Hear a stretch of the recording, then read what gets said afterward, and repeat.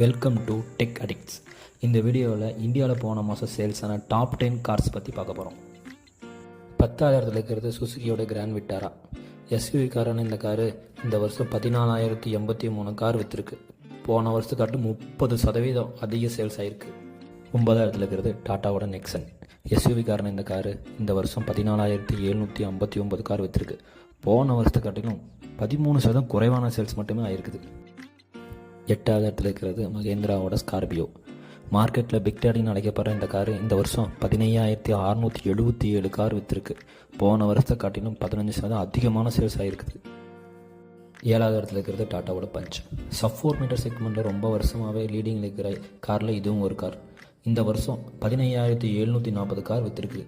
போன வருஷத்தை காட்டிலும் 3% அதிகமான சேல்ஸ் காட்டியிருக்குது இந்த கார். 6வது இடத்துல இருக்கிறது சுசுகியோட பலினோ.